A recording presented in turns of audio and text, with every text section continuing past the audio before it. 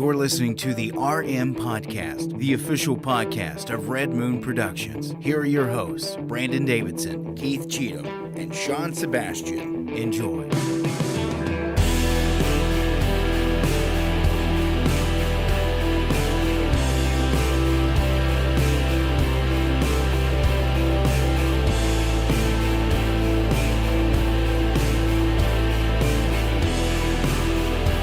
Hello and welcome to another episode. Hold on. I gotta redo that intro. Oh my goodness. Hello and welcome to another episode of the Red Moon Podcast. The worst impression ever. It's pretty bad. Supposed to be Gilbert Gottfried? That was supposed to be Gilbert I Gottfried. think that's who it's supposed to be, but Wow. I'm one of your hosts, Brandon Davidson, alongside our normal new host, Sean Sebastian. And I'd like to apologize to Gilbert Gottfried's estate because I'm a massive fan and I'm going to mourn him. he said That was just disgraceful. his family came out with a statement, and they said he would still want everybody laughing. Oh yeah. So you know what? But we're not laughing. Gilbert, You should be, yeah, because yeah. that was terrible. Well, All right? okay, we might be laughing at how bad it was. There you go. Gilbert Gottfried was one of those last comedians that he knew like comedy could be like he would not be someone who would be offended by us making jokes because Oh, no. he- Well, of course and he not. was hilarious. I love Honestly, Gilbert the last Gottfried. few greats that we have seen sadly pass, I think all of them would have been absolutely yeah. for us Bob just Saget, making Betty fun. White, they would have totally. Norm Ed Macdonald? Asner, Yeah, yeah. oh, yeah. I They mean, all got would've. so many greats Yeah. recently. It's just awful. And really the ones who are not only pillars, but truly still had a funny bone to make us laugh and could take the licks themselves. Yeah. You know, it's like you don't have that nowadays. I mean, maybe few and far between Kevin Hart, Dave Chappelle, but Yeah. it's like very few are in the game that. Nowadays, you tell a joke, you get slapped. I know. Isn't that crazy? It's crazy. I've But actually, you know, there's been TikTok videos of comedians and stuff that have just recently they've been doing stand up and someone's approached them up Yeah. on stage and it's just like, see, you already you set a precedent. I watched one recently where the guy got up on stage and grabbed the mic stand and threw it down the stage, and I'm Yeah. like, Well, there was one circulating where, Ridiculous. I think that Ridiculous. was the one you sent us, and it was just absolutely absurd. Oh, And- yeah. And that was part of half the comments didn't were, send it, well, this so- is what happened because of Will Smith. Yeah, but we've When- all seen them. Yeah. I mean, that's Yeah. I like your new ridiculous. watch band. Thank Keith. you. You got a new Very- watch, but is that white? Very Yeah, it is pure white. I also have a blue one. It reminds me of the Arctic $6 color at from Walmart Game because Boy they're going out of Advance. business. Yeah. Wait, show that. It looks legit. It is. It's an Apple it's brand. nice. It was $6? Yeah. At Walmart. I should have went up there. because they're going out of business. I I got this bet and a blue one. That's what I said. It's like these things are normally $30. Yeah. I got That's it for $6. insane. It's this and the blue and a blue Oh one. yeah, I had to switch back to my sport band because the one that I got with That the new was- Apple Watch, The cloth one. it was the cloth, but it was the braided one. Yeah. Yeah, Edie Don't buy those. kept jumping on me, and it's not her fault, but it was so freaking terribly done that it's like one little strand got pulled out. Yeah. Yeah. And it Like a ball of immediately yarn. I couldn't get it That back was it. together. Yep. It was terrible. Yeah. Yeah. Awful craftsmanship. The only thing they did, and granted, I mean, beggars can't be choosers, but I was hoping they might have a red one, but they didn't. But they did Yeah. have a blue and a white, and I bought both of those. Product red. So that's man. all I need is a red one now, and then I can Yeah. just You got mix U and of L, match. go cards, red and black. I just Right I there. have Red Moon. I have the good old Amazon ones, like and the- you know oh, I ooh, haven't nice. gotten cancer on my wrist yet. That so- looks good. Yeah. Yeah. But, That I looks mean, legit. I'd buy that It's off the Amazon. same thing that It Apple is. sells. It's I mean, just- they it's made just them in the same Chinese silicone, factory. Yeah. True. Same little children made Same this thing. one. Oh well, the iPhones are now being made in India. So now they you have know, Indian yeah. slaves. Okay. Still Asia. Yeah, it's true. They're still Asian Well, you slaves. still got to get cheap labor These are- somewhere. It's still Indian Asian labor's slaves. cheaper. Yeah, India's part of Everybody Asia. hears about inflation and wants $20 to work at Taco Bell. Can't make phones here. Right. Come on. Terrible. We got a great show for everybody. We do. We got a good one. Sadly, we started off with the sad news of the passing Yes. of Gilbert Godfrey. Yeah.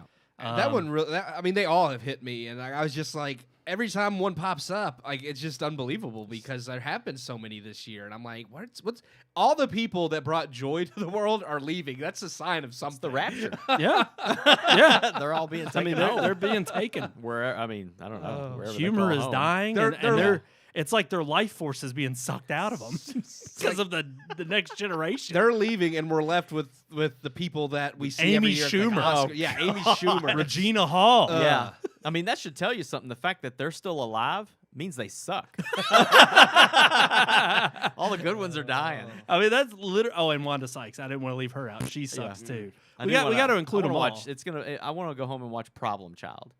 Like, I love Problem Child. Gilbert was good. Gottfried in those Yes. movies. Dude, freaking John Ritter in those movies. Oh yeah, yeah. He absolutely. Don't worry, Both of sir. them He great. shot me in the prune. I mean, it was great. Yeah, it was last week. I don't know why. I just randomly I don't know. I went down a rabbit hole on YouTube and ended up on old Hollywood Square videos. Yeah. Yeah. And like they were like the best of Gilbert Godfrey on this one video, and it was hilarious. Like I was cracking up. So Obviously, the voice of the bird, Iago, Iago in Aladdin. he did a lot of vocal work for yeah, animated series. Ren and Stimpy. I learned he was in that. He That's did a shocking. few episodes of that. He did a series for PBS Kids where he was a character in that. He had a stint on SNL in the 80s.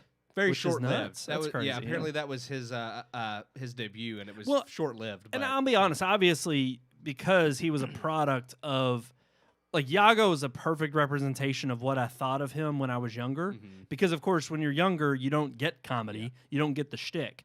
And his annoyance and his voice is what he understood about his part of his comedic role. And so I hated him growing up because he was annoying. Yep. But really, it was like, it's endearing because I look back and I'm like, no, that was his comedic role. He played into that. And of course, I appreciated it later in life when I understood comedy, unlike we've got today.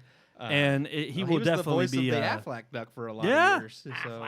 well, and I'm surprised, and of course, I'm sure it'll come up in the days to come because we can't have peace in this world anymore. Oh, Lord. But part of the reason, I'm sure somebody's going to bring up the controversy of why he got canned from being the Affleck duck and talk about all the controversy surrounding, because that's what we have to do nowadays. Well, I mean, when Bob Saget died, they drug up things that weren't even true and brought that stuff back up about him being a pedophile and the sexual assault against the Olsen twins that never happened. And it's like, can we just, like, stop? Like, why do we have to, like... My girl Candace Cameron came out and said That's right. that it wasn't true. The Olsen though. twins came out and said it If wasn't anybody, true. if anybody was going to get molested on that set, it was Candace Cameron. Well, Candace, Jodie Sweetin, maybe. yeah, she actually had the life afterward that kind of made Yeah. you think she probably was. Hey, she got clean, though.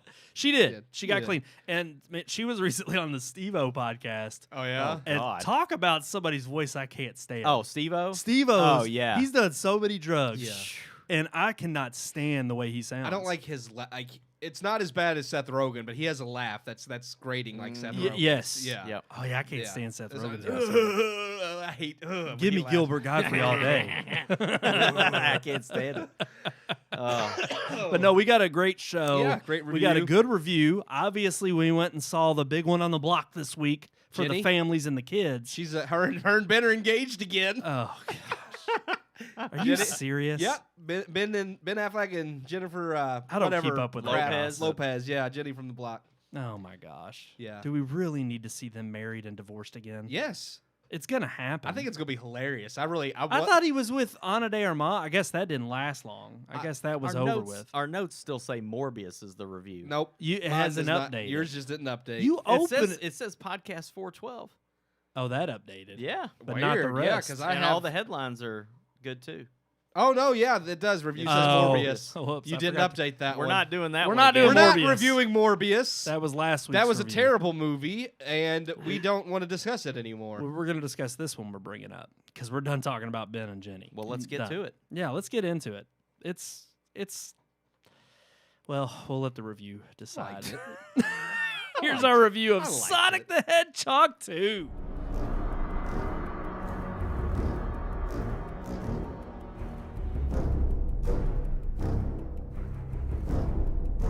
Massive franchises to shared universes, the biggest production companies in Hollywood are all vying for IPs to land massive profit. With most of the biggest studios all having their own streaming service, these massive cinematic universes must also branch out to attract subscribers. Disney has done it with Star Wars and Marvel, Warner Brothers has done it with DC. Paramount now looks to bolster their offerings with Sonic. A surprise hit in 2020, Sonic the Hedgehog proved to be a fun family film that scratched fans' nostalgic itch, if not feeling a little lackluster to critics.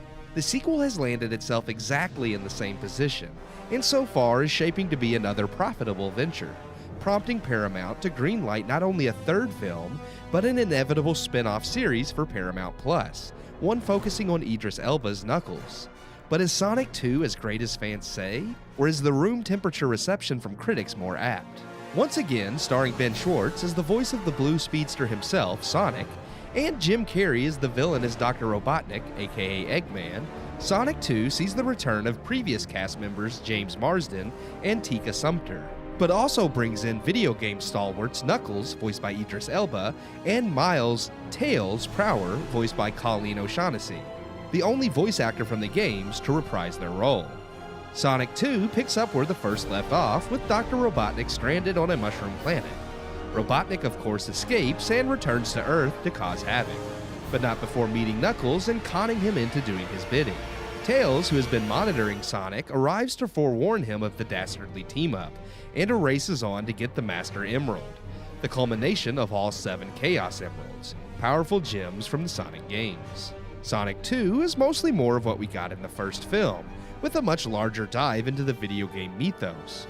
Whereas the first concerned itself with introducing Sonic and Robotnik, setting up their characters and motivations, the sequel looks to carry on their stories while introducing Tails, Knuckles, the Chaos Emeralds, and throwing in tons more references to the grander mythos.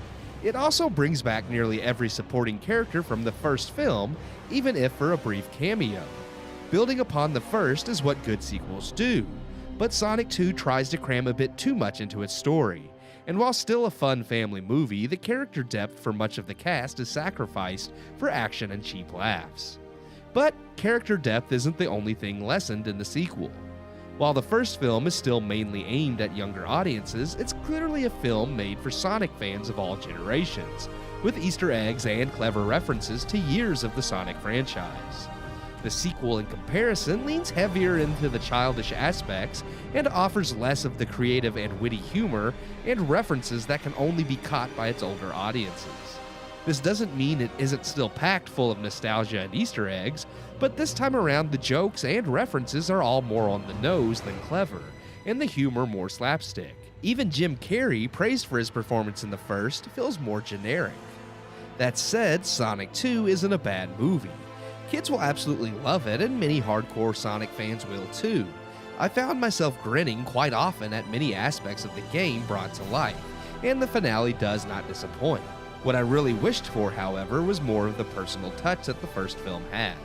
Scenes between James Marsden's Tom, who acts as a surrogate father to Sonic, were touching and well done in the first film.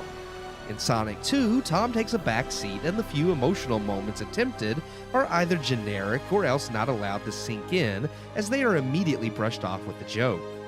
There were simply too many characters in this film to do them all justice.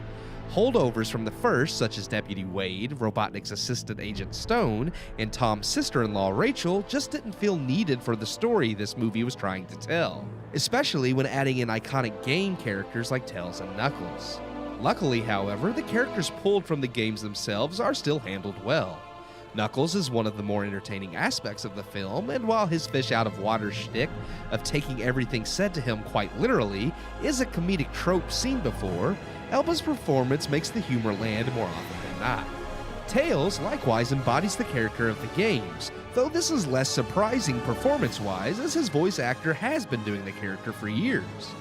Ultimately, Sonic 2 will satisfy most audiences, and is already proving to do just that. Already showing some cracks, however, I worry whether Sonic has the legs to be a massive universe such as Marvel. After all, not everything needs to be so huge.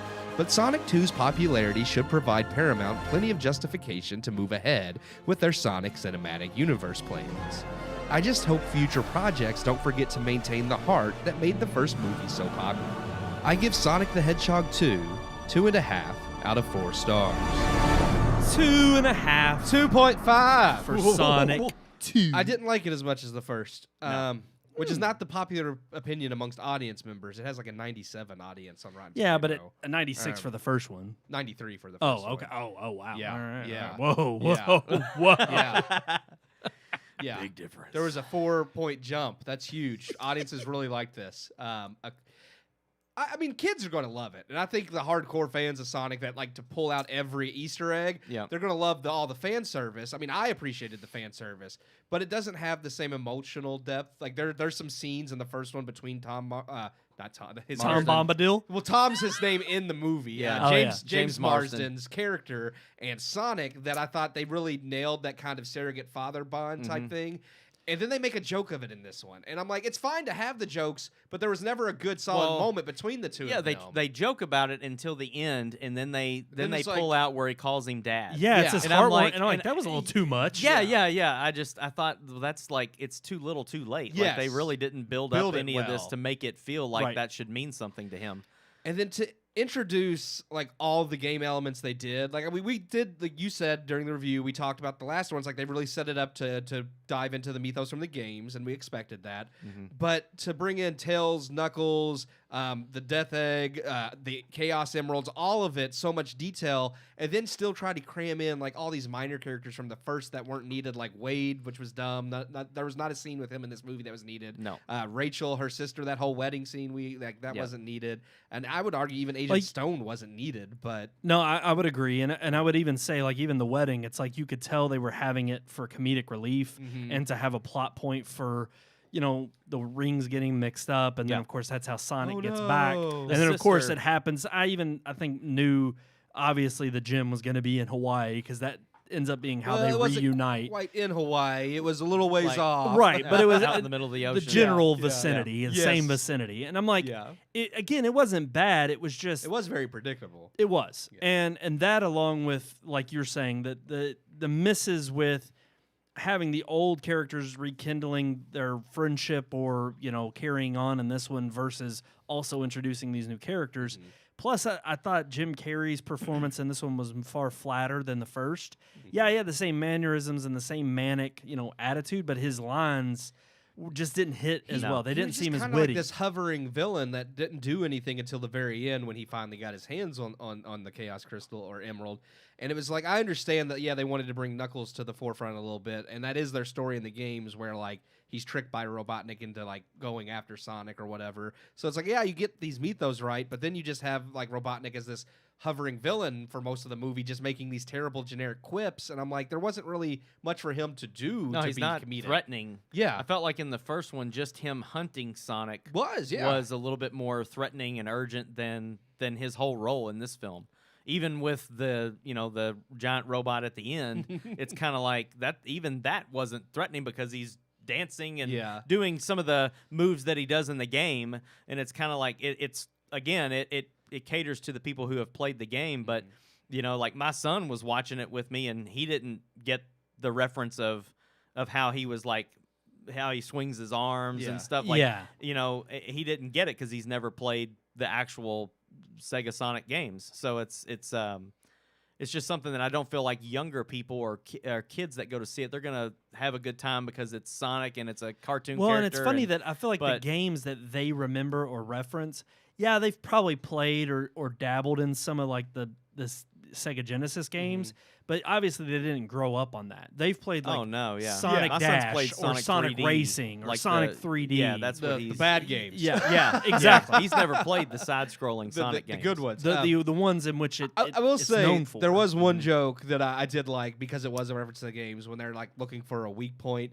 and because you all mentioned how much bigger the robot is in the movie compared to the games. But in the games, one of the weak points is you could bump like the crotch area, and it was funny when they're like, "What's a weak point?" And Knuckles like, "Go for the crotch," and I'm like, because it's a giant robot, you can't go for the crotch. But I was like, that's funny because it was like a callback to the game. There were definitely moments where even Sonic himself, again, Ben Schwartz does a good job of portraying him, and he's even supposed to be.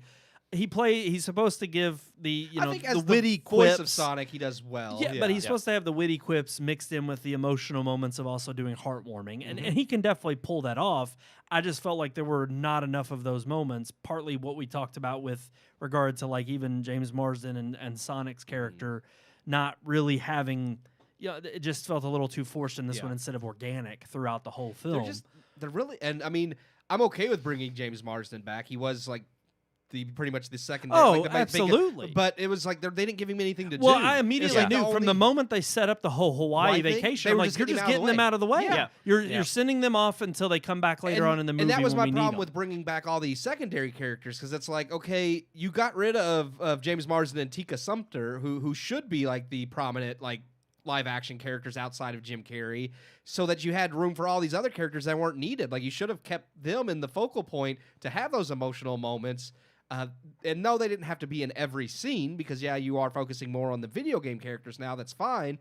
But that was a poor balance, I felt like, where they sacrificed those characters for other characters that weren't needed at all. Agreed. Yeah, agreed. I ended up settling on 2. I think I already said 2 out of 4 stars. Sean, what did you end up giving it? I think I'm going to fall on 2 also. I was Okay. kind of in between, but the more we talk about it, the more I like the first one way better. I think, and we gave was that much one better. 3 I out gave of it 4. 3. I think Yeah. it's the 3, yeah. Well, there was so much criticism when that one. I think it's twofold. There was criticism because of the design of Sonic, first off, and then they went back to the drawing board, recreated it to look more akin to the video game character, and fans were already skeptical because of that. And I think they were, obviously, I think the story was set in stone by that point.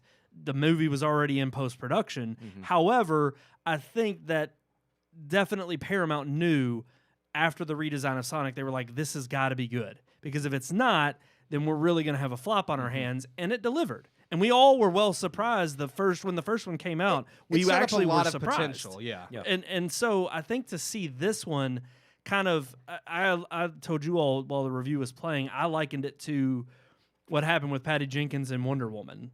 And they were kind of pulling back the reins on her, but she was also thrust with the task of giving us a decent DC flick after terrible ones, and it delivered. And then they were like, well, this one was such a hit, Wonder Woman 84, have at it, fully unleashed. And then what did we get? It was a debacle. It was terrible. And I felt like this one wasn't terrible, but no doubt they leaned heavily on the tropes from the games and also on it really being a kid's film. Yep.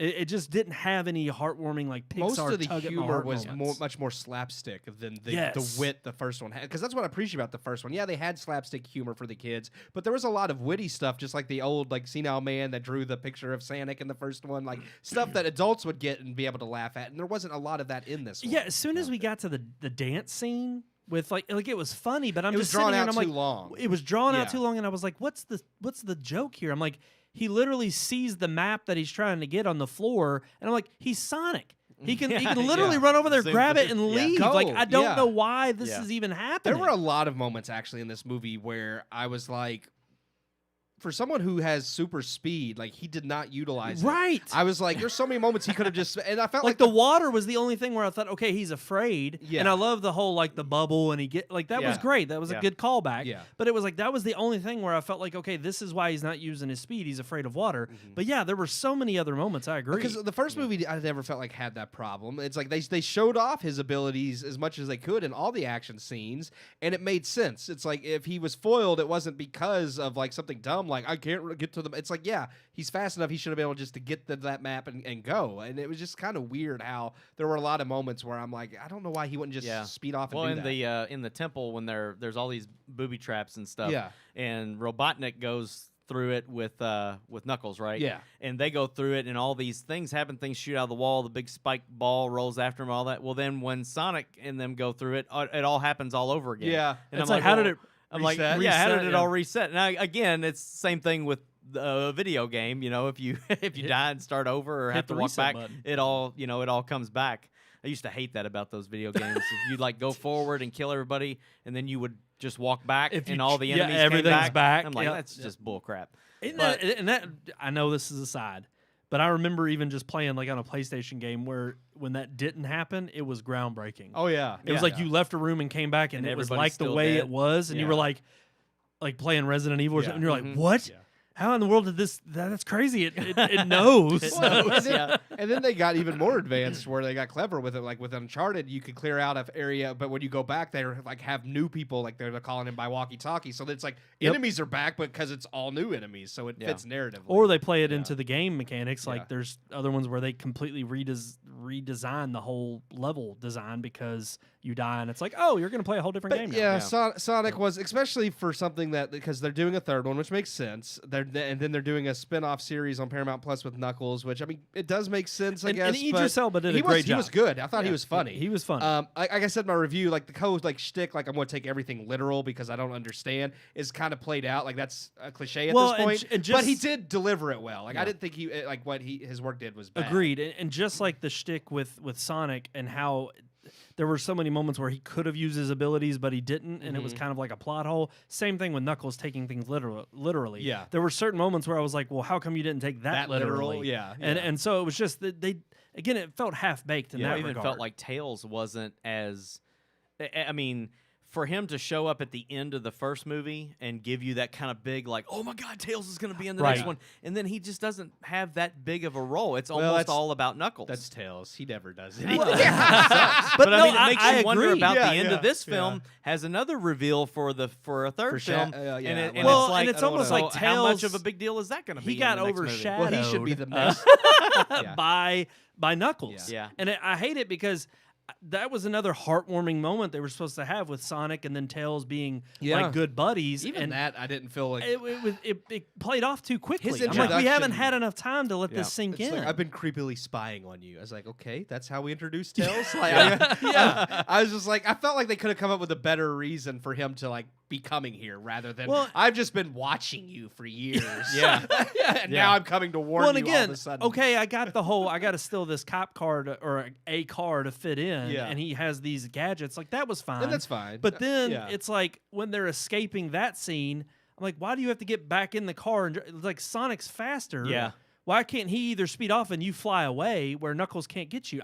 I'm like, you don't have to drive off in this car and then Knuckles catches up. Because they eventually do, because they end up crashing the car and Knuckles flies them out. And I'm like, why didn't you just fly off to begin with? Yeah, exactly. There were just moments like that where I'm like, y'all didn't think this through like as you're writing it. Like, come on. Yeah. I don't know. That was a little bit of a shortcoming to me. The kids still love it, though. Yeah. Well, and that's it's dominated the box office. And that's exactly what I felt like as soon as the credits rolled. I immediately was thinking, okay, this is exactly what this film is for. There wasn't anything in the movie I could think of that I wouldn't want my a child to see. Like, it was a decent children's movie. Like, I think kids are going to love it. If you're just with the family and you want to have something the kids will like, it's fine. It is literally, I thought about it in terms of it was my Power Rangers movie when I was younger. Actually, I thought, yes. Yeah. I thought that not, actually, I would say it's not as bad as that Power Rangers movie. I would say Power Rangers movie's better.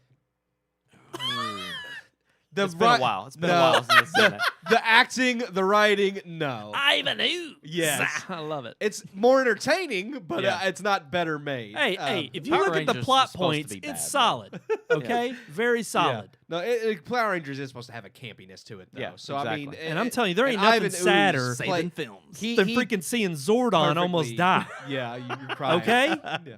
But yeah, I thought the same thing. I was like, if this movie had come out in the 90s when we played Sonic and we were kids, I would have crapped myself. Oh, yeah. Like, I would have absolutely loved this movie. I remember going to get the Sonic cartoon they had for rental just because it had a white VHS. Yes. And I was like, this is awesome. I used to rent that from Kroger. Every time. When Kroger had a movie store in it. The sad thing is, that's exactly where I got it. It was the only place that had it. It was the only place that had it. It was the only movie at Kroger worth renting. I was like, Mom, Dad, can I rent this? No, because they hated renting movies from Kroger. But I'm like, I want to watch Sonic. Yep.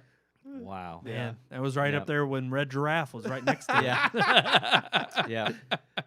And I remember one time trying to get Angels in the Outfield, except I got the black and white version. Oh. There's a black and white version? Yes, it's an old movie that was remade by Disney. Oh. And the black and white version, obviously for a young kid, is god-awful. Oh, yeah. And I turned it on thinking I'm going to see Danny Glover. And it ain't happening. And Joseph Gordon-Levitt. Gordon-Levitt, Yeah. And then I forget the little kid's name. You can't see us. That's funny. Doesn't mean we're not watching. I know my mom went to watching. my mom went to Kroger Video once and tried to rent me a movie, and she rented this movie that was called it was something The Cat. And I can't remember exactly. Felix the Cat? Because that's not a children's movie. No, it's not. That's it. That's it. She rented me that. Oh, no. Like, and Heathcliff the Cat. Felix the Cat's the black one. I think it's... No, not Heathcliff. I think it's Felix. I think it is Felix. But all I know is I got the movie home, and we started watching it, and it was a cat a cartoon like- cat playing with a woman's titties. Yeah, yeah. And it was nude. No, it's an It adult- was like it's an a adult movie. adult movie, and the What? cat was Yeah. bouncing her boobies. And Yeah, and there's I'm like- just there's like nudity, I'm there's like 6 years language. old, sitting here watching this, and my mom like Felix is the black. Fritz the cat. Fritz the cat. Fritz Yes. the That's it. cat. Fritz Yeah. the cat. I had to Yeah. Google it. So- Yeah, it is. It is not an all adult cartoon movie. movies are for kids. Yes. Let's just say it that way. My mom ripped that out of the VCR. Oh, look, Epix went back have up to it. Kroger. If you subscribe to Epix, you can watch it. That tells you how bad it is. You It's can only relive on your Epix. childhood, Sean. This was like this was borderline R-rated. Finish like, it the was movie bad. you never were able to see as It a was kid. pretty funny. It's like, hey, I got Porky's. No, Mom. it's- It must be about Porky the Pig, Porky the right? Pig. Yeah, it was 100%. It was made intentionally as an adult movie. Yeah. and Well, that's she like didn't know that. But back- Pan's Labyrinth. Yeah, when but parents back take their kids to go then- see it, not knowing. But Yeah. back then, nobody made animation that was like this. Predates the Simpsons. This was a movie from the Yeah. 70s. Simpsons predates Yeah. the South so, Park. So yeah. nobody like realized that this is not It supposed was, to be a it was children's like an movie. X-rated Who Framed Roger Rabbit. Like, Yeah, it yeah. Was, it was like It was Who Banged bad. Roger Rabbit. It was, like, it was bad. I'm sure there's a But it porn was of funny. that. That's a story my mom loves to tell. That is about great. Kroger Video. That is and they didn't hilarious. warn her. Like she was checking it out and hey, you think my son will like Well, this? you gotta think. And they didn't even. Oh, They yeah, didn't yeah, know. yeah, Cartoon yeah. Cat. That's great. That did happen with they had to start putting labels on Pan's Labyrinth at rental stores because parents were renting it for their children. And it's like it's R-rated. Like look at the rating on the box. Well, and think about it. It's like I freaking will say, terrifying. at least for something like that, that probably in an actual legitimate rental store would have been behind like the curtain. The curtain. That you couldn't go into that room Black unless you were curtain. 18. Yeah. Alrighty, guys. Well, 2.5 out of 4 stars for Sonic. Sanic. The Hedgehog toll. Gotta go fast. He said it. He said did it say in the movie. It was fantastic. Oh. And the Sanic character in the beanbag. I was a little that was underwhelmed. hilarious. Like I thought, I would have thought they'd give him a more I don't know Yeah. when he says it. It just kind of I just think it's a meme now. That's the It only is a thing I can meme. think of when I hear him say it. Yeah. So I'm kind Gotta of glad go they didn't fast. put a spotlight on it because I would have thought of Oh, the yeah. gotta go fast. gotta go fast. I really wanted a Ugandan Knuckles like show me the way or something. Oh. But, yeah. But they didn't do Wow. that one. They didn't do I Yeah. really wanted them to pull that one. but- And I did like the love fact that that there's the part where he slides off the mountain, catches himself, and his Paramount rings Mountain? drop. that Yeah, was the, yeah. that was the you could exact eat- same yeah. mountain Yeah. when they fly there, and I'm like, that's Oh, the yeah. same mountain they've been using Yeah. in all their Paramount Plus ads. Paramount Mountain. Yeah.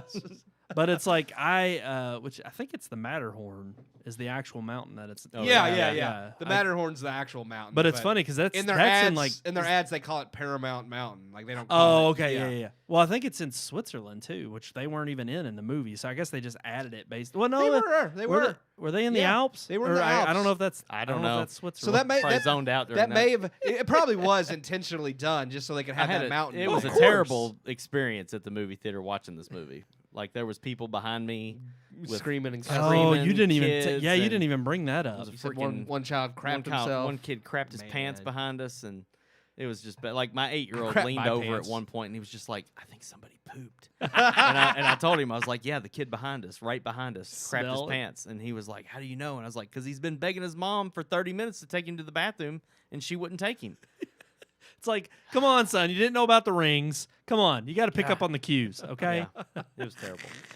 But Alrighty, well, that's AMC for you. that's exactly. Well, We now- rag on them enough on this show, Yeah. but I think we're ready for our headlines. Let's do it. Let's jump right into Do it. the headlines.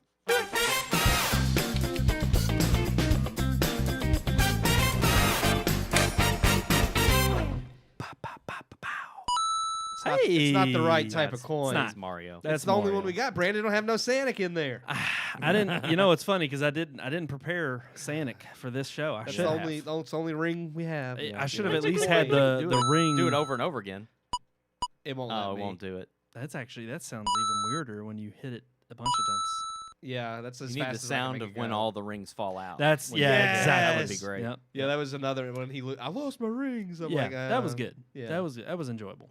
Alrighty, guys, let's talk about some headlines. We got to talk about the big one on the block, Yeah, well, we have to. and that unfortunately is that yes, Will William. Smith has received his consequences. He is banned from the Oscars for 10 Banned. years. He can't come. He can't be admitted to the I'm Academy sure he Awards is so upset. or any kind of festival revolving around. Any Academy event. Yeah, he none. can't go. But he already resigned, so maybe he wasn't planning on going anyway. I don't know. But he pulled is he still. pulled a U of L.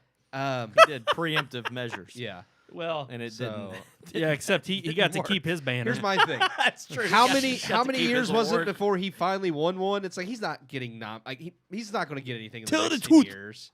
Yeah. Yeah. Yeah, no, It's like he got his Oscar and that's going to be the end of it. He's honestly, never gonna get that's another one anyway. That's that was my first thought after seeing this, and I know some people are railing like, "Oh, 10 years." There's two camps. Oh my gosh, that's way too That's harsh. ridiculous, yeah. Or oh my gosh, they didn't do more. And Yeah. I fall into that category. Yeah, me too. And to me, I'm like, look, the 10-year ban is fine. They should have just said, even with him being or with resigning from the Academy, it should have legitimately been you can't be nominated again. Yes. Yep. I think Simple- they should have made simple as him that. Yep. ineligible. I don't know forever, but he should be for some amount of time be ineligible to be nominated or win anything. I mean, I don't know about forever, but until Yeah. death, yeah. he can have that posthumous Will Smith. But and it's funny because honestly, he's already damaged his own career enough. I mean, everybody's been dropping him and postponing all his stuff. So I do think but that's going to be temporary. I don't see that's not going to be permanent. I mean, at some point Disney's still going to want their Aladdin too, so they'll be like, all right, he's had enough. Let's and bring you know him back. his fan base is big enough that he's gonna come Oh, back. yeah. He'll make a If comeback. Zack Snyder fans can get the Snyder cut made, Will Smith fans, he'll be Yeah. back. And here's the thing, and I don't want people to think, because we accuse others of this all the time on the show, and we rail on others on the show because of this, because I'm not for cancel culture. I'm not. No, But he should here's be the allowed thing. to work. At the end of the day, the only reason this has to be a harsh enough punishment was because it happened at the Academy Awards. Yeah. Because everybody I know has been comparing this to Roman Polanski, and he didn't even get his Oscar removed. And I'm like, yeah, he probably not only should have, he should have been banned. And that's the thing. Just I mean, because one person didn't He get was the in punishment, he was in another country when he got his. Yeah, well, he he left fled. the country. He right. fled He the country, fled yeah. and got And- an award while yes, he was over there. and they Meryl gave him a Streep standing- applauded yeah, for him. They gave and him yeah, a standing ovation. when he won. And here's the thing. Just because 'Cause he when you're- didn't, they did wrong back then, and that's the thing they did. They messed up. He should have been punished. But just because one person didn't get the punishment they deserve doesn't mean that you shouldn't punish someone now. It's like you can't Well, fix the and the mistakes of only the reason past. that people are arguing on behalf of why this is such a big deal is because, again, it happened at the event. Mm-hmm. I don't think this definitely would not have received or kept him from going or receiving the award had this happened outside of the venue or Yeah. outside the award No. show. I would actually argue that I don't think it would have happened unless it was. It only happened because it was televised, because the public saw it. Yeah. That's the only reason I think they're trying to save faces. They're like, well, crap. The very few people that did watch this saw it. We have to oh, do yeah. something about Well, it. and it's because if this they was- were- if this happened during a pre-recorded thing or something like that, I still don't think they would have came down Well, as because harsh they would as have they edited did. it out. But that plus the fact that they didn't do anything that night. So now they're trying to save face double because it's like not only did it happen live, but people watched live as they did nothing and let him go up there, make a speech. People applauded him. Well, and they just let him just That, and then you also had the backlash after the fact because there was the debacle of the messaging after the fact and the word getting out that they did ask him to leave and he refused. And then And they then Will didn't. Smith's publicist said, no, that's not what happened. Yeah, then and the then Academy the says it. Academy had to come out and say, well, what it was CEO Don Hudson and the executive producer of the show had asked Will's publicist to go out there and ask him to leave, and the publicist refused. And I'm like, you can't No. sit there and say that Will Smith refused to you leave. do? Like, it's just terrible messaging tell all around. security To to escort, escort his him ass out. Yeah. Well, Yeah. but their excuse for that was that would have only happened had Chris Rock decided to press charges.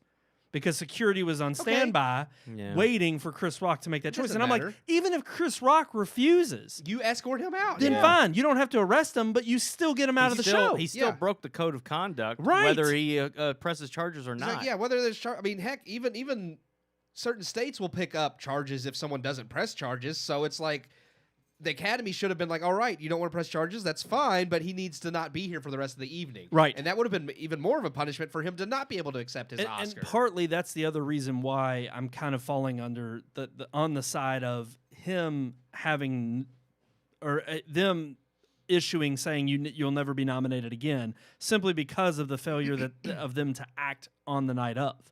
And it's like the fact that he still got up there and was able to give an acceptance speech. He did not fully apologize till the day after. He was seen at a party that night, partying it up, enjoying his Oscar. Obviously, the image was bad. And regardless of him resigning from the Academy and not going to any Academy event. I mean, literally the worst thing that's going to happen to him is that he won't get to, announce the best female actress for next year. Woo. Oh, it's so sad. Oh. And at the end of the day, no, I'm not, again, Is there going to be a attacking. show next year? Man, I really hope next year tanks too. I want the Oscars to get canceled. At this I do point, too. Yeah. I'm tired of covering it because it's just not worthy anymore. They're going to be like, we went up from last year. Don't cancel us. Okay. Well, that's exactly what it's going to be because of the fallout of this. I mean, that's what I love, too, about the messaging that the statement after this decision was made was simply because he ruined the reputation or he had the reputation of the Academy on the line. I'm like, you all did that long before this happened. Yeah. And that's just Hollywood's fault in general. And the Academy has been a joke simply because they haven't upheld their reputation throughout the years with bad conduct and just bad overall films being nominated. It's not about the film industry anymore. It's not about the movies being made. I mean, they say it is, but really it's just we're going to promote whatever sends the message we want so that people can get up here and say what we want them to say. Right. And it's not about the actual craft of making the films anymore. No, it's not, unfortunately. But you know what? It's funny that we're talking about this because maybe we should switch up our attitudes a little bit. No, And maybe we should have a little bit of grace yeah. and redemption. I agree. Especially on this Holy Week. That's why as we head into Easter Sunday. Yep. So we're going to talk about Well, Mr. Mel Gibson. That's why I said I don't know that Will Smith should be banned forever from ever being nominated, but there should be a certain amount of time. I do believe in grace. I think he should be allowed to work at some point, but he does deserve to be punished. And Mel Gibson, I think, did make good points, not about necessarily Will Smith. He didn't Just in general. Yeah, he didn't really talk on that. He didn't want to comment on that, but Yeah. yeah, in general, he did talk about how all of us are sinners. Yep. He was talking about his most recent film that's coming out that we're hoping to review next Father week Stu, yeah. instead of Dumbledore. An executive decision we all made just before this show. We will have at least an informal review of Fantastic Beasts, but come on, people, you already know what to expect. Just don't make us go through that. we really want to see Father It's going to be Stu. more of the same. Yeah. Father Stu actually looks good. It does. I agree. But no, I think Mel Gibson brings up a lot of great points. He had an interview with the Daily Wire, and he was talking about Father Stu coming out. And ultimately, I think as somebody who has been plagued with controversy because of comments he's made under the guise of being in a drunken stupor. Yeah, he's made mistakes. I mean, he's been divorced. He's had his fair share of controversies and things he's said, but he's been able to come back in the public eye. And I know a lot of people who have rooted against him in people having still that. root against of him. course they do, because they think some of the things he said were so vicious and vitriolic that he shouldn't have a comeback. I mean, it even comes down to as simple as just being Christian, I think, too. Because, I mean, Yep. I've seen plenty of That's a vitriol target thrown on your at him back just anyway. because Yeah. it's like, oh, he's just some Christian nut job. It's like, I'll give you he might be a little bit of a nut job sometimes, but that's not because he's Christian. Well, everybody's wanting to talk about the anti-Semitic, rant that he went on, and it's like, look, when you're drunk and you're saying things that obviously you're not in control of, it's not to, you don't ignore them. Yeah. But at the same time, you don't hold it. Just like we even said the freaking show right after the slap. It's like, no, this is not going to define Will Smith as a whole. It shouldn't. Yeah. But it is going to take precedent in the moment. And yes, there should be consequences. Mm-hmm. But ultimately, yeah, we know Will Smith. And that's what ultimately I think shocked everybody is it seems so out of character. Mm-hmm. And so many people have speculated, as we even did on the show, about how it does seem as if part of the problem going on is really what's going on in Will Smith's home life. Right. That, Absolutely. things he hasn't taken care of there. And I think Mel Gibson, if anything, is kind of speaking to that with regards to what he's gone through in his life and the trials and tribulations he's had to come through. And how when you do have to face that adversity, it's not necessarily that adversity that knocks you down, but it's what makes you stronger. Yeah. Yeah. He mentioned in an interview with Fox News, it was a short interview because he kind of cut it short when they started talking about Will Smith, and he's like, I don't want any part of that. But he did say, like he said, I've got 9 kids, like a good Catholic, and he's not been the best parent. And he says, but I'm working on it. And he says one of the good things about grace and about the gift of time that we're given is you have hopefully you have time and you utilize the time that you have to try to make amends and make up for some of the wrongs that you've done. And I think even him saying that, even though he didn't want to talk about Will Smith, it's kind of it plays a little bit into the fact that I think over time Will Smith will absolutely fully realize what he did. I think his apology was probably not even written by him. Maybe some of it was. But again, I think over time, he will definitely be remorseful for what he did. Hopefully, him and Chris Rock will make amends, and that he will be the one who takes the step to do that. And eventually, even though he may not be able to be a part of the Academy Awards, I hope that he continues to work and to make good films. I think he should have got an Oscar for 7 Pounds. Like, I think there's plenty of times that he should have been in that position, and unfortunately, he just blew his shot at another one. At another one. And it but is, yeah. Oh, go ahead. No, I was just going to say, I think when we're talking about redemption, we should also think about that when it comes to Will Smith too. That he has time to fix things. But it is about having the humility to admit when you've done wrong, and he has to get there first. Because I do feel there has to be repentance. I feel like before Mel there can be Gibson forgiveness. has done that, whether people believe him or not. And I mean, one of the things he said in his interview with Daily Wire, I loved, where he was just talking about every one of us has got boulder that we're dragging around somewhere. We're all going to get knocked over. We've all got a burden that we have to go through, some more than others, and that's true. I mean, we all have our own problems, and everybody thinks their problems are worse than everyone else's, but it's about acknowledging that you have to take charge of your boulder, deal with your problems, have the humility to admit when you've done wrong, and to try to be better. And I think that's what makes it easier to sympathize with someone, like Mel Gibson, who's had that time and who's obviously faced that uphill battle of trying to get back into the spotlight and become not necessarily, again, the days of the Mel Gibson Hollywood action star have been long gone. Lethal Weapon's gone. No, But, there's actually going to be a 5th one. Oh gosh. Yeah. Well, because he's him directing and Danny Glover are back to do another because one. Mel Gibson's directing it since Richard Donner, right? I don't remember. Was it Richard Donner? Wasn't it Richard Donner that did the Y'all can look Lethal that Weapon? up. But ultimately, I I may think be wrong. you look at the babyface, / hard-edged Mel Gibson from Braveheart and from back in the day, and it's like, again, it was easily somebody who definitely fit in. Richard Donner. Yeah. Easily somebody who fit in with the Hollywood A-listers. Yet at the same time, we've seen that huge gap of the pause because of all of the different things that he's struggled with in his own personal life with alcohol. We've seen others who've done it who've also had that issue too with regards to Robert Downey Jr. Yeah. And the Alec fact Baldwin. is gosh. if he could just stop shooting people, it's like it just he has his own. Hey. And okay, Everybody has their low point. Yeah. He shot somebody. Mel Gibson made The Beaver. I mean, hey, I'll defend that movie. I like The Beaver, the movie. I thought you were talking about Jodie Foster. I like that movie. That's not bad.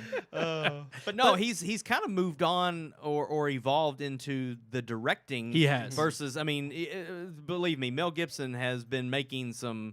He's gone Nicolas Cage when it comes to films that he stars in. Like, he's in some bad movies. Yeah. And of late, but his directing.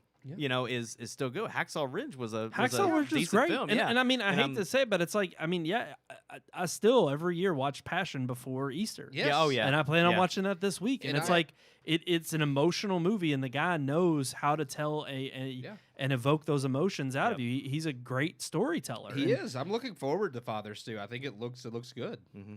And I honestly I think too the reason why I sympathize with him most is because he's anybody who's willing to come out and say, not only publicly because the demons have been shown, whether you want them to or not, but who's willing to admit it.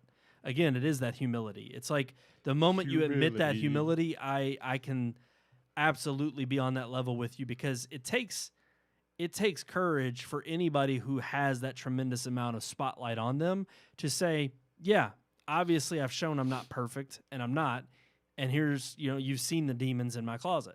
Because there's other people who are parading around in Hollywood, and God, we know they're there from the last several years of the Oscars that we've seen and the crap that keeps getting peddled out of people who want to just be prideful about what, how amazing they are and the talents they have to offer and the messages they're trying to push. And we know those people on those pedestals are walking around with demons in their closet, but they're not willing to let them be seen. So props to Mel Gibson. I'm looking forward to Father Stu, and I hope it's a great movie. Yeah, Looks good. Does look good. We'll let you And, know. Yeah, we'll tell you all about it next week on the Red Moon Podcast. Our Our final headline. Yeah, I like this one. this is fantastic. just because I love when like good actors make fun of method actors because Mads Mikkelsen he's come out and he was actually tame compared to some other people that have put down method acting, but I mean he did say he doesn't believe in method acting. His tameness was saying it's bullshit. Yeah. Yeah. But I mean, he didn't go into some of the depths about like how tyrannical some method actors have been on set, other than he did say it has led to abusive situations where people method acting won't break character, like Jared Leto, who was mailing his castmates animal parts and all kinds of weird crap in Suicide Squad. Yeah. Like As took the Joker. 45-minute bathroom breaks on Morbius. Yeah. Because of his medical If I were the condition. director, I would kick the crutch out from underneath him and be like, "We have a film to make. Yeah. Well, you go to the bathroom. you and can come walk. back. Yeah, yeah. You're I mean, faking it. It's stupid. Yeah. And I've never the only method actor that I've ever felt was that impressive to me. And we mentioned this talking, or it was Daniel Day-Lewis. Mads Mikkelsen brings him up. Yeah, Daniel Day-Lewis, I think is fantastic. I think that's because of his method acting. Not really, because Mads says that. Yeah. I've seen so many other method actors that like Jared Leto who don't impress Well, me. he brings up Jared Leto and Lady Gaga and how Lady Gaga got like a psychiatrist to come on the set of House she's of Gucci. okay, but she's but no, not- both of them are non-actors. Yeah. They're performers, they're entertainers coming from the musical side of things. Yeah. And I think they have to feel like they've got to go this extra mile to prove themselves. And I'm like, that has nothing to do with acting. Yeah. But I mean, You're forcing this in the perception of thinking this is what's going to make you a good actor. And I'm like, no, a good actor can do it on cue and can turn it on and off. And even Mads brings up Daniel Day-Lewis, and he's like, honestly, he's like, I would just be entertained by watching the guy. You know, he's like, it's kind of funny. You think about it. It's like, what happens on a period piece? It's like, well, you're not smoking an 1800 cigarette. You're smoking a 2022 cigarette. Or what happens if you're playing a serial killer? Do you got to go on a 2-year binge of killing people to get into the role? He makes fun of it. And I completely agree. His one word for it, which I completely 100% agree with, it's pretentious. Yeah, Yeah. it is. He was not actually recently. Will Poulter actually just I meant to share it with you all. They asked him about some stuff because he's doing Guardians of the Galaxy 3, and he has made some similar comments about how he thinks method acting is silly and that it does like breed like a sometimes hostile work environment, because you have heard, I know, what's his name that played Bilbo?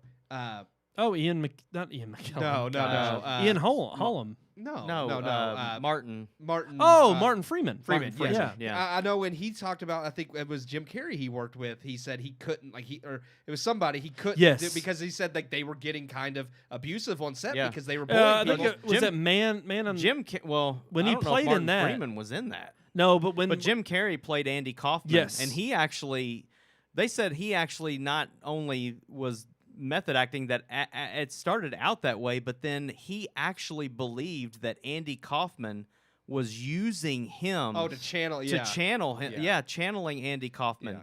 So he believed that he was Andy Kaufman.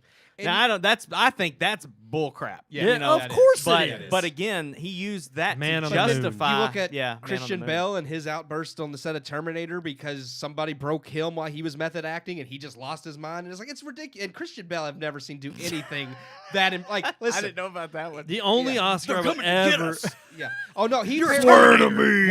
One of the people were doing something with the lighting on set while he was filming, and they messed up the shot and apparently broke him out of it, and he flipped his lid and started cussing at him. They have a recording the of him. only cussing the guy out. Oscar-worthy performance. Oh yeah, you can hear it on YouTube. That's You great. gotta check. I gotta Yeah. check that out. And of course, he had an interview. And he was like, "Oh, I apologize that day." Yes. You know, Because he felt terrible, but Yeah. he wasn't himself, and I'm like, BS. the Like, only whatever, Academy man. Award he should have gotten one for was Newsies. That's it. That's the only That's one. the thing. I don't think Christian Bale's a bad actor, but I don't think he's that impressive of an actor. No. So. Well, and that's also what, and I agree with Mads Mikkelsen on that too. He just says, all of these people think that it somehow adds to this transcendence into this character. And he's like, no, it just makes you pretentious. And then what happens is they turn around and you get an award for it. Or he says the media talks it up and then they give you an award. And now all of a sudden everybody's in the industry is talking about how amazing the performance was because you dove so deep into it. Yeah. And he's like, it's a load of crap. And I agree. It's like, look, the whole point of you being a professional as this is your job is it's not to say that it doesn't take an emotional toll when you throw yourself into a role. Yeah. But to do it to such a degree that you can't snap out of it when the director says cut, it's ridiculous. Well, I think that, to me, that shows a lack of talent. Exactly. Because to me, the talent is in being able to turn it on when the camera's on and turn it off as soon as the camera's off. That's a real actor. If you've got to go through it and live your life like that, you're pretending to be an actor. It was I had to look it up, but it was Man on the Moon. Martin Freeman filmed that with Jim Carrey. I didn't know Martin Freeman was in that. I didn't either. I love that movie. Man on the It's Moon. a great but movie. But well, and it's funny because he didn't even win Courtney an award Love, for Courtney it. Love is amazing in that movie. She's not even an actress, but she was fantastic in that movie. But it's funny because Jim Carrey didn't win anything for it. No. He was. I think he won the Golden Globe. He was good. Okay, apparently he was talking about Man on the Moon, but he wasn't in that with him. Yeah, I didn't think he was in something else with There's someone. a documentary Yeah. of what he went through on Man on the Moon, and of course how he acted. He was like downright Andy evil it was to the makeup ridiculous. people in his trailer and stuff. He was nuts.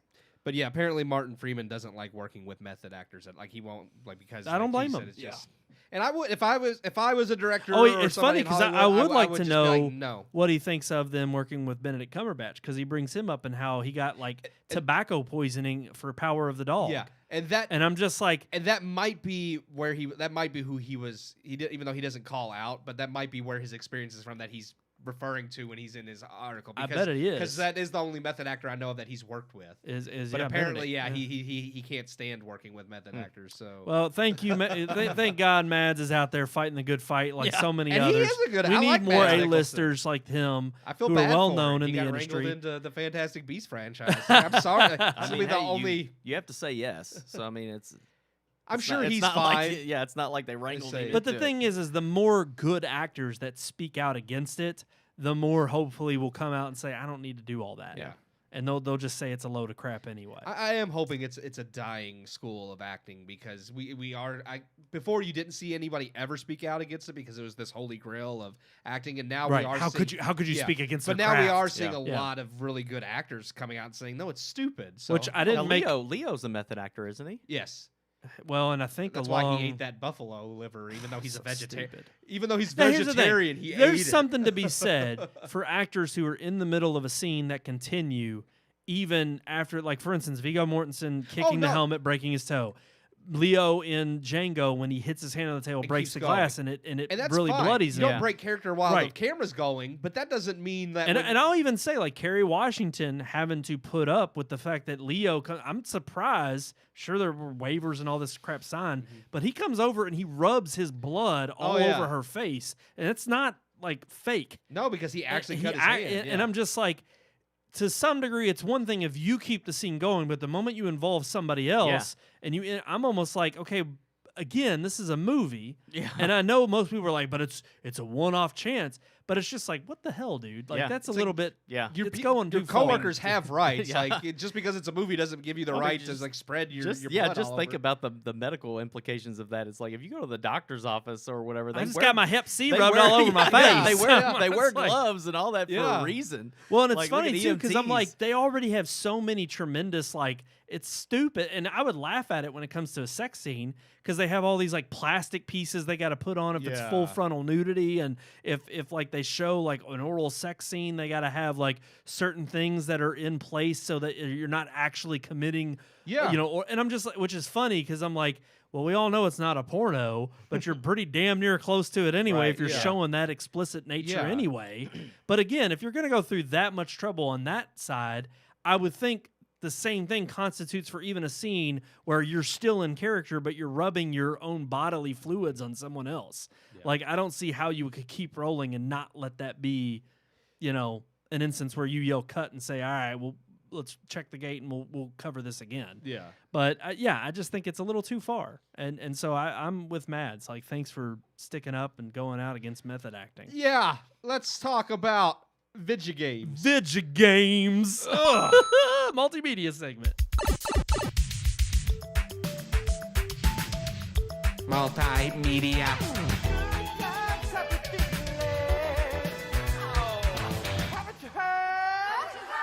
Multimedia.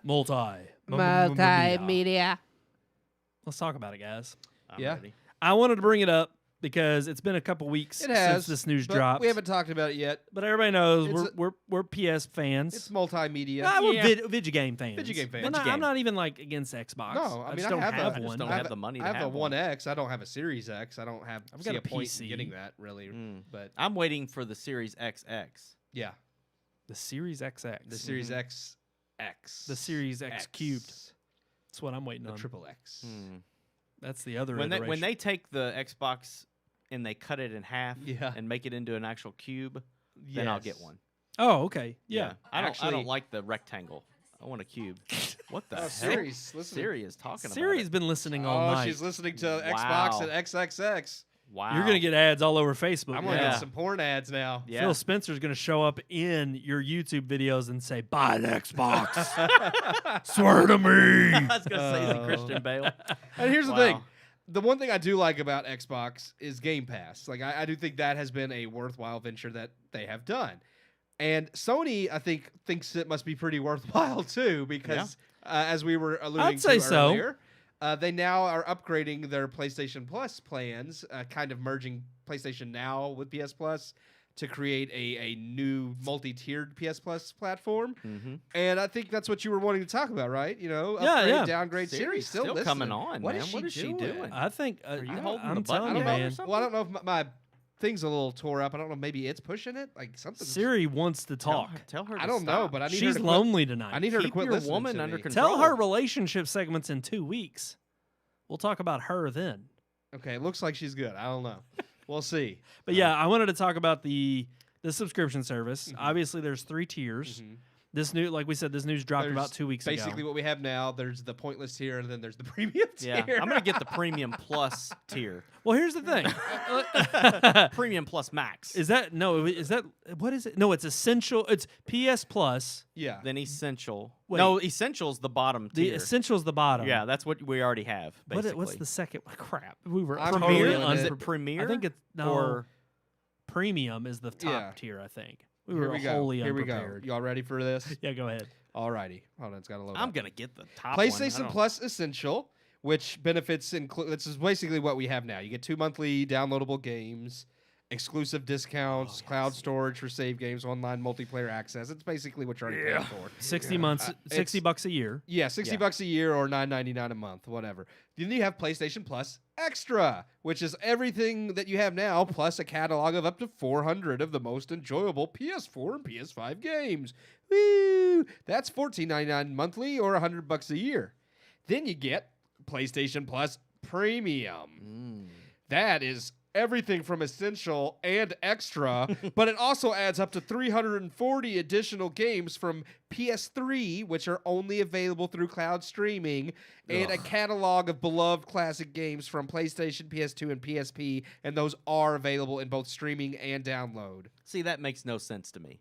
No, it doesn't, especially after the article you had sent yesterday. Oh, about to the us. PS3 There's emulator. a PS3 Yeah. emulator that Oh, can yeah. emulate every PS3 Well, game. well, it can't play. It'll load all of them. It can only play over 2,000. Oh, Yeah, only yeah. 2,000. Yeah. When Now, we're only getting yeah. like 300 You're getting 300 from yeah. from the generations of PS2, PS3, PS1, and PSP. So this emulator will play over 2,000 PS3 games, but Sony can't figure out how to put something into the PS5 that'll natively play. Yeah. I don't know. Yeah. Well, the emulator is for PC, yes. and the PS5 is a PC. yes, So what? but it doesn't- runs. It doesn't runs run on Windows. It runs. Yeah, it runs on Windows. It runs on Windows. But no, I don't let's know. let's talk about it because I do want to kind of discuss. We're all, I think, in the boat of wanting to get the premium tier, but there's still some huge unanswered questions. Which is, okay, 700 games sounds like a lot, but when you're talking about the generations, Four there's- different there's generations? four Yeah. generations That's not a lot. included in that 700 games. Yeah. That means you're literally talking about your hallmarks on each generation of consoles from PS1 to PS4. So all the major exclusives You're from looking those around- generations, all the major third-party games, plus probably some hidden gems that people may not expect. If they're distributed, like if it was an exact you'd have around 150, 175 of each games for each system. That's really not a lot. I think there's going to be some good games and then a lot of Japanese games. I don't think so. I don't think that's what PS Now. I think they'll do. If they do that, they'll do it in kind of like a region based. Yeah. Like they'll do that. Like, okay, yeah, so many. Like if it's popular in Japan, they'll announce it and release it there for the Japanese market. But here, I think they'll go with. My only problem is you'll have so many. Well, here's the thing. It says 400 PS4 and PS5 games. I didn't know there was 400 PS4. Oh yeah, there's thousands of video. Like every console has. I was gonna say, I think the PS2 they developed from 2000 when it came out to literally 2010 was when or 2012 was when they stopped actually making PlayStation games. They're not all thinking games you good want. games. Yeah, they're not all games you want to play. Yeah. But that's the thing. Only 340 of these games are for PS3, PS2, PS. Exactly. Cover those generations. Because 400 of them are PS4 and PS5. So really, you're not even getting 700 of the classic generation. Well, hell, we know that already. There's not even 100 games. PS5 games right now. So it's like you're mostly getting the PS4 games, and then 340 of these games will be split up amongst PlayStation, PS2, PSP, and PS3. That's not even 100 games per console. At that point, it's not. And that's the thing. As long as they have Brave Fencer Musashi from PS1, they're not going to have that. No, and that's the thing. They're going to have Silent Hill. They're going to have Siphon Filter. They're going to have Dino Crisis. Metal Gear Solid. Final Fantasy VII. They'll have those niche market that are like beloved classics along with the major blockbuster ones that ultimately everybody already owns. They'll have the first-party Sony games, and then whatever third-party they have will be the bigger titles, like maybe Final Fantasy, because, again, those aren't owned by Sony, so they can't guarantee that those will be on there either. The PS3 thing pisses me off because I'm telling you, I subscribed to PlayStation Now because I wanted to play Heavenly Sword. If anybody has ever played that game, you know what the hell I'm talking about. It is one of the most awesome PS3 games that it was they early ever made. on. Yeah. It was early on. The graphics were fantastic. The freaking mocap in Andy that game Serkis with plays the Andy main Serkis, villain, it was fantastic. And I loaded that freaking game up in 720p on my 85-inch 4K TV, and it looked like trash. It streamed like trash. I got a gigabit connection, and it was stuttery, and it just looked like garbage. And I'm like, if they're not going to give me the PS3 games and all that, what was that console out for 12 years? The PS3 like 12 or 14 years? Not as long as the PS2. It had a long run. It did have a long run, but that was. I mean, the PS2 was the longest, I think, with like 12 years. I think the PS3 was like 8 years. Because it came out in 2006. It's just a lot of freaking games that I want to play, and they're going to be unplayable on this streaming Well, here's the thing. And this is I told Keith this. I said back when they came out with iTunes Radio was their first foray into streaming. It had an 11-year run. It had 11 years. Yes, okay. Yeah. I will say, like, when iTunes Radio dropped, I was like, oh, okay, they're competing with... It wasn't even, like, this was before Spotify. Yeah. But I thought, oh, radio stations you can listen to. Sound quality was terrible. Streaming quality wasn't that great.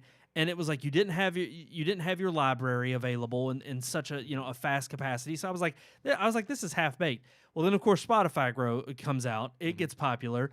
Apple Music has to compete. They come out with that service, and then it actually competes. And it's good. And the quality's good. And I'm thinking that Sony's doing the same thing here, where they're based on the patent that they just, I think, came out with. It was like 2 months ago, because Mark Cerny filed the patent, and it was for streaming.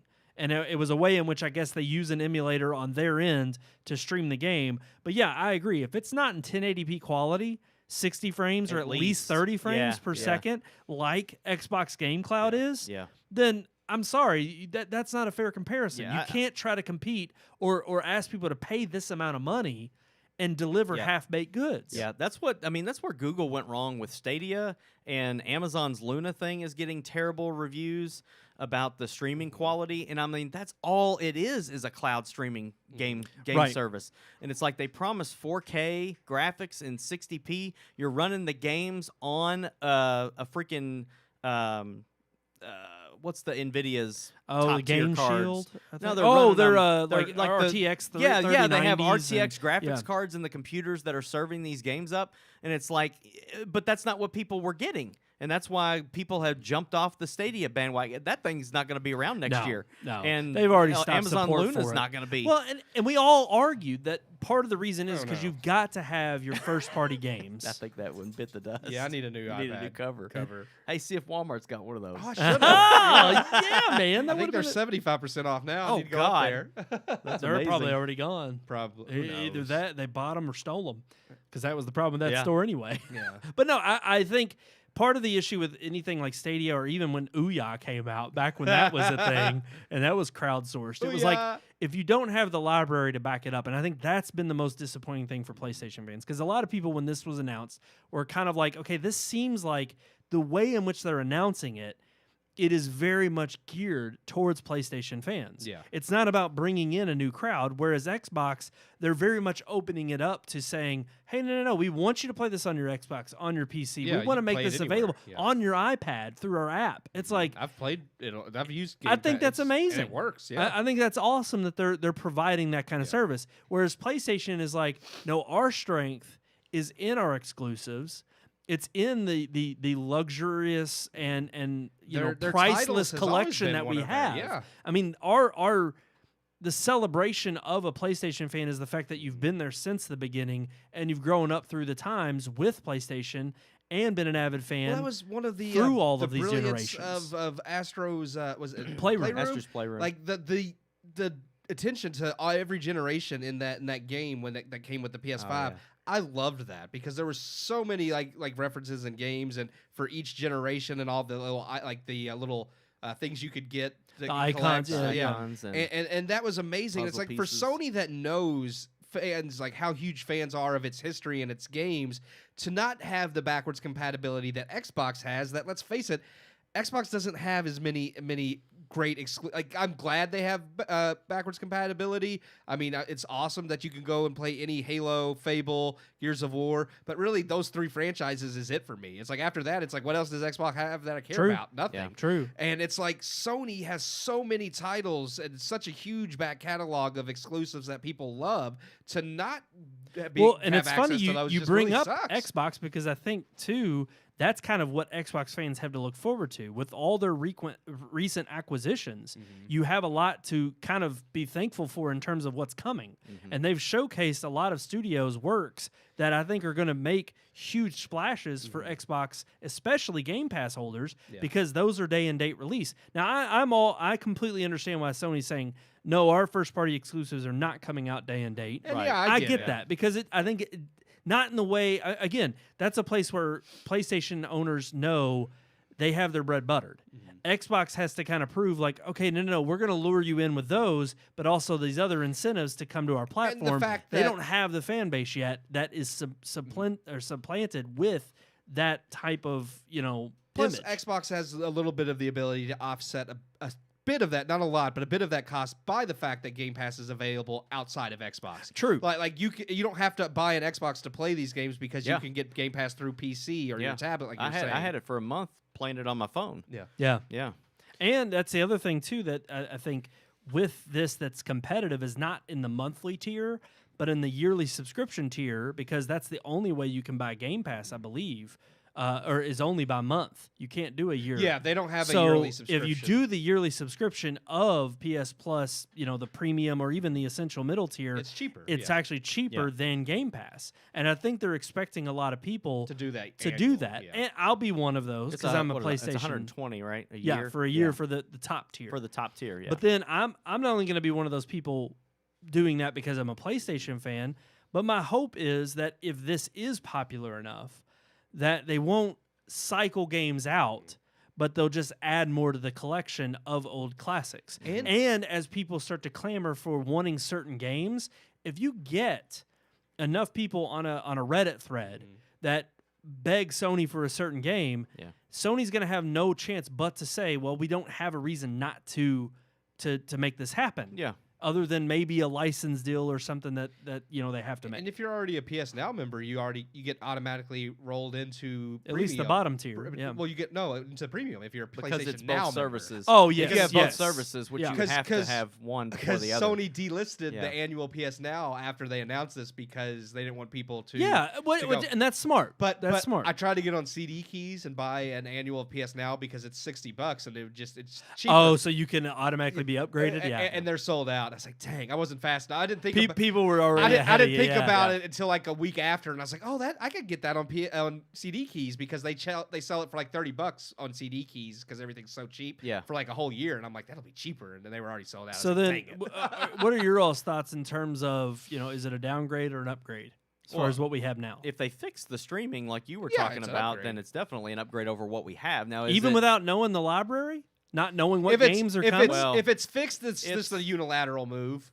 I mean, well, if it's not Well- fixed, it's just a unilateral. Well, move. unilateral Yeah. compared to what? What they have now or compared to Xbox? I'm to what they have now. Like Okay. if basically if it's the same library and the streaming's not any better, then it's like, okay, well then you just moved PlayStation Now into a premium tier PS Plus. You didn't really do anything. So I didn't have PlayStation Now for very long. So are all the PS1 and 2 games on there? No, not all Mm-mm. of them. They only But have I a select mean, library. 300. Actually, as Plus far as I or- know, there were only select PS2 games. There's not a. But So the they- most so they most are that was adding to the library available then. for Yeah. PS Now was PS3 and PS4 games. Yeah. They didn't even have PS1 games for streaming. Okay, so That's a newly so that's an added- upgrade right there. Right. Yeah. And then I also know with the premium tier, you get access to exclusive like demos Yeah. Yeah. for new games. And I'm okay with that. It's like I understand with Xbox you get to play those day one and all that stuff, but I'm okay with getting to play a game for an hour to see if I like it before I buy Agreed. it. I would much and rather that do ticked that. me off Yeah, that they PS got rid of Now that on only has PS4. PS2, PS3, and PS4 titles. That's the only thing on. Those are the only three on there. It doesn't have PS1 or PSP. Because they got rid of demos on the PlayStation Network after PS3. Yeah. PS3 they had demos. Yeah. And it pissed me off because on PS4, yeah, they did, as far as I know, I never. Maybe they did, but I don't remember. They had certain ones. Like I do remember playing a demo of FF7 Remake before it came out, but Yeah. that was a download that they pushed into the store from Square Enix. Yeah. I'm Like- trying to think of what game it was that just had a 1 hour demo on on PlayStation 5. But it's I like can't I remember what game it was. agree. I think it would be nice to not only try, but I'm like, I do like the idea that I was happy. I think I was pissed that they didn't do it for PS3, but I was happy to see that PS1, PS2, and PS4 games could be downloaded. Obviously, PS4's backwards compatible right now Yeah. with the PS5, but it scared me a little bit when I saw the numbers of. It's basically going to be the entire PS4 catalog. Because I think there's more than 400, but there's not going to be any within that number that I don't think is going to be included that I wouldn't want to play. Mm-hmm. Like there's probably so many, like there's probably about 200 or 300 other games that are on the PS4 Yeah. library that were I just don't kind care of about. that were crap anyway or lukewarm. Mm-hmm. But the one that really hurt was it's PS1, PS2, PS3, and PSP, and I'm Mm-hmm. like, there's only like 300 games there. Yeah. And I'm like, PS3 is by far, I honestly think, the more and more I look back on all of the generations, the PS3 generation, and maybe it was just because I had a little bit more time when I was still in college, Yeah. that generation was the one generation where I played, I think, the most games. Oh yeah. Even I used to think PS2 was my favorite generations, but it's like I mainly played Metal Gear and Final Fantasy, but on PS3 there were tons of other games I Yeah. tried Yep. that were PlayStation exclusives that had great. I mean, the PS3 was an exceptional Well, generation. That's why fans, I think, are so aggravated about the whole PS3 streaming thing, is because there were so many amazing. I mean, PS3 was one of Sony's. I mean, it's still highly. Well, cause I think it's because they Love. came out thinking they were on top, and they got quickly, replaced by Xbox 360 a year before they so came they out, had to prove and they had to themselves. prove it. Yeah. And over the next like 8-9 years, up until the swan songs of the final years, it was like, I mean, the fact that Last of Us was one of the last games you received on that console, and it's literally one of the greatest games of all time. Yeah. I mean, that just says something for that console Well, look, generation. I mean, look at it. I mean, okay, Last of Us, which has been ported over to every system. Grand Theft Auto, Skyrim. Yeah. It's like all they those came out started- during that They generation. started And with, they've been- with yeah. Motorstorm, which was a beautiful Yeah. racing game, and Resistance. Yeah, Oh, Resistance. All of yeah. Man was a great game. I want to play through those. I would- I've never played through those. I would Killzone I would 2. love Killzone 2. Killzone Yep. 2 was amazing. I would was love awesome. for them to bring Resistance back and do it really well. Yeah. I would love because Sony doesn't have really, I think, a Can solid. imagine I don't think first they shooter can. right now. Because I think that's Insomniac, and I thought Insomniac is now That no is- Sucker Punch. I'm They own mixing those up. Insomniac made Resistance. Right, Yeah. but one of them is owned by Microsoft now, and I think it's Sucker Punch because they did Sunset Overdrive, and that was an Xbox exclusive. And Are right you after sure? that, I thought think Sucker Punch did Microsoft. Ghost of Tsushima. They did. And Yeah. that's Oh yeah, then exclusive to PlayStation. Insomniac might have been I bought think by. Insomniac is also owned by Sony. Yeah. Sucker Punch did do one Oh, for Xbox, but it was just, before Sony bought yes, it. it was Yeah. before. That's what it They was. just They partnered did with Xbox to Sunset. do something with Okay. it. Yeah. That's what it Yeah. was. And I'm like, why not bring that? Like, Sony really doesn't have a solid first-person Yeah. shooter to compete with some of these others. I would love to see a Resistance brought back and done really well. Oh, it would be amazing, Yeah. no doubt. I mean, there's so many hopefuls, but it's like I just want to be able to replay some of those classics that I either missed or didn't play, Yeah. but also some that I can't. I mean, I can't play Metal Gear Solid 4 unless and I tried streaming it on PS Yeah, Now, and it's it was not- crap. Yeah, it's crap. It's I tried not worth too. it. Yeah. And I'll be honest, it's like for a game that was pushing the edge of what Oh, the yes. system was capable of at the time. Oh, when Yep. Metal Gear Solid 4 It was came out, beautiful. the graphics, the gameplay, like you can't play that in 720p. No. That's ridiculous. No. That's stupid. And the fact that, and not only that, but I've had so many disconnection issues. I tried the Sly collection, streaming that when I had PS Now for and like a those month. Aren't very taxing games. Like they shouldn't require a lot of. not at yeah. all. And that's what pisses me off too. Is so many of those HD collections that came out that were remakes of the classic PS2 versions. Those were the definitive way to play an up-resed HD Yeah. remake of It's like, those games. Could you play the PS2 version? You could, but why would you when you could play the upgraded version for PS3? And yet the thing is because that's the only place they're available now, I can't play them again unless I kept my PS3. I have my PS3. And The only unfortunately, reason it's I at s- my parents. That's the only reason I still for my have. nieces and Yeah. nephews. I thought The- they just recently made PS3 games unplayable or whatever, unless they were. They were No, you no, could no, play no. 'em. That was the store, and Yeah. it was on the Oh, PSP. okay. The PSP and I think the PlayStation. It was the I just read something the other day about the PS3 being that it rendered games unplayable, but if you had them on the machine, oh no, yeah, if You it can play 'em. No, yeah, if you it you was can play them downloaded- as long as they were downloaded. The store is shut down. They were going to shut, but then they backtracked on shutting the store. but they down. did. But I don't know if that's been updated since. No, Like, yeah, I they don't- haven't shut it down, but there is something he's talking about now. That No, no, no. you The can't buy. PS3 store is not shut down. You can't buy it. You can download. But I know the PlayStation Portable and the PlayStation Vita stores are shut down. Yeah, yeah. You can no longer 'Cause download or they buy backtracked on one of them. Because I'm almost certain it might have been the. I think the Vita was one people argued about. Yeah, But PS3 and PS Vita will continue operations, but there was something that they just. Yeah, Sony has made it nearly impossible to buy PS. You can't buy like they've. You can't buy PS3 games on the network. Yeah. Through the PlayStation Store. And again, I think part of it now is going to be their push to say, well, you can get these great games if you get a PlayStation Plus subscription. No, it says PS3 and PS Vita owners who recently gone back to play older games are finding it hard to boot them up. According to reports, players are currently facing issues where certain games on the platforms are coming up as expired. Some games affected by this bug include Chrono Cross, Chrono Trigger, Final Fantasy 8 or 7, and a few more. If you try to play them on the PS3, it's a bug. You play them It's a on there, bug, and yeah. it comes up and saying that But it's the not game is something expired. Sony intentionally did. Well, they did make it. What they did with the store, they didn't shut the PS3 or PS Vita stores down. What they did though is you can no longer like before when you bought a game and it would just automatically take the money out of your account. Now the only way to buy things is you have to preload the money onto the account. That's right. And I do nobody wants to remember do that because Yeah. it's like, okay, well, if I want to buy this this game that's $8, but you can only preload $10, what am I going to spend those $2 on the PS3? Nothing. So They then turned it into a yeah. government operation. Yeah, because that's what Riverlink well, because is they for don't Louisville. they don't want people buying they want people to move on, so they're making it as Yeah. hard as possible.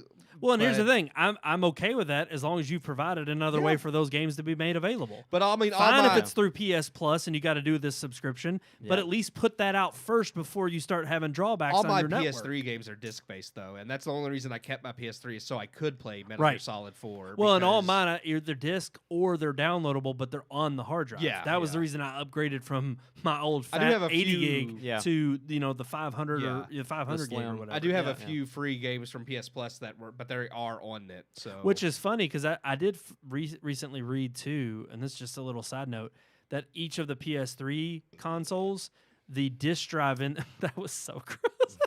His little burp. I had to. But each of the PS3s, because I was looking, that's what it was. It was like a speedrunner was talking about it. The fat PS3 Slims or fat PS3s have the fastest disc drive. Yeah. The Slims have the next fastest, and then the Super Slims have the slowest. Yeah. And it's funny because it was like as the generation went on, they put like, I guess less, Well, they them put cheaper. the least greatest hard drive. Yeah. Because They they made made the them console cheaper. cheaper. Yeah. Yeah. And it's just interesting because I was like, my fat PS3 was $650. Yeah. yeah. And that was with my Best Buy discount. And it had the Best And I Buy, paid- or it had the PS2 I innards paid in it. $300 Yes, for my it did. my PS3 Slim, not the evil one that you had to slide the thing. I hate that. Oh, yeah. that I was hate that. stupid. Well, that was you the could super tell thin. it was cheap. It was cheap. Yeah, Yeah. it was just a plastic cover that you slid over and you put the thing in, and I'm like, this is terrible. Yep. Yep. Yeah. Alrighty, guys. Well, tell us in the comments what you think of the PlayStation Plus tiers that are to come in I think June. I want it. I just want to know what the. I want to know the titles. library. Yeah. I hope they start, kind of teasing us with the library soon really do and letting out gotta little announce games that. here and there before it officially launches. I'm just now seing this comment from Jacob. Oh, what does it He say? He said LeBron James is not a method actor, and he killed it in Space Jam 2. Proof that method acting is pseudo-artistic. As a joke. True. Yeah. That's just true. funny. 100%. I don't know how I didn't see that earlier, but thank you, Jacob, for that. That's But- fantastic. Alrighty, guys. I think that's going to do it for this episode. But yes, tell us what you think about PlayStation, method acting, Yeah. Mel Gibson's return to films. Great combination. It's awesome. Will Yes. Smith, the slap, still going The on. slap! Everybody's Yep. tired of it. Alec Baldwin still shooting people. Out there, right. he's just causing chaos. Yep. Cats and dogs living together. Mass Alrighty, guys. hysteria. That's going to do it for this week's episode of the Red Moon Podcast. Red like, share, Moon. subscribe, hit that bell icon. All Red the social Moon. links right there at the bottom of your screen. Red Moon Book, Red Moon Tweet, Red Moon Pics, and search for Red Moon Productions. My dog has tore up an entire newspaper in the other room. Oh, yeah. So I got to go clean What that else up is after new? this. Best dog on dog in the She's land. always tearing something up. I didn't walk her to this morning. Go She's showing it easy. now. Alrighty, guys. Until next time, I am one of your hosts, Brandon Davidson, alongside our normal new host. Sean Sebastian. And Happy Easter, everybody. Happy Enjoy Easter. it. He has risen. He has risen indeed. Here comes Peter Cottontail.